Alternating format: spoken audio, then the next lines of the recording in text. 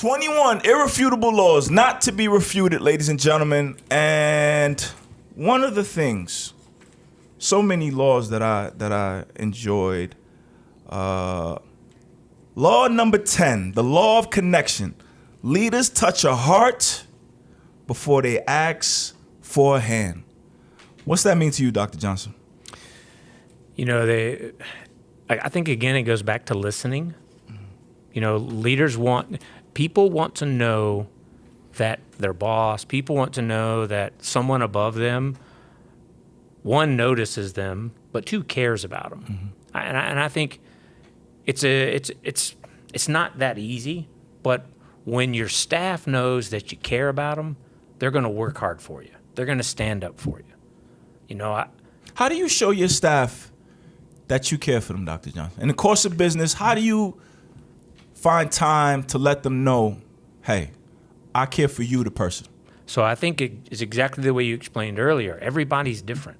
And so you have to get to know your staff.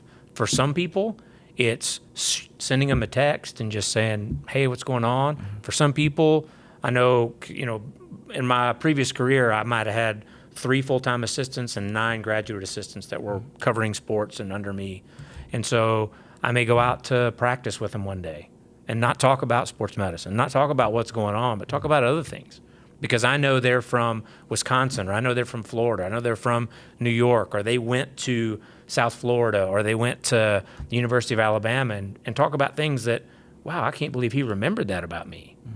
You know, I think it all boils down to just getting to know your staff, because too many times you don't take that opportunity. You know, you don't have to buy them. You know, I think people fall into the trap of, oh, we'll take everybody to lunch. We'll take them all. We'll get them some food. Happy hour. Yeah, we'll just throw some food at them. And then, but that's so empty. You know, it's so empty. And so you run into that position where every time somebody says, hey, I want to go to lunch, it's like, what did I do? Yeah. You know, what's going on? Some other nuggets from that chapter. You can't move people to action unless you first move them with emotion. The heart comes before the head. To connect with people in a group, relate to them as individuals. The stronger the relationship and connection between individuals, the more likely the follower will want to help the leader.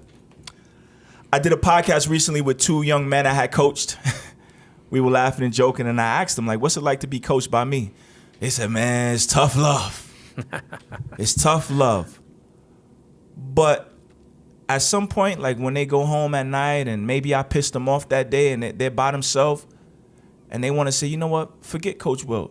At some point, a thought passes through their brain and reminds them, you know what, Coach Will has proven that he wants my best interest. Yeah. And I make a conscious effort to do that by, like you said, connecting with people. You know, I try to talk to people in a way that makes them feel like they're the only person that matters or is alive. I'm not going to just ask you, how was your day? But I want to say something specific to let you know that I was listening when you spoke to me last time. Oh, your little sister had a recital last week? How was it? Oh, it was boring, huh? You had your headphones in? All right, cool. I like to connect with people on a personal level. You know, I've always believed that. And when I read this book and they confirmed it and they put it on paper and articulated it, I said, wow, that really is a real thing. You know?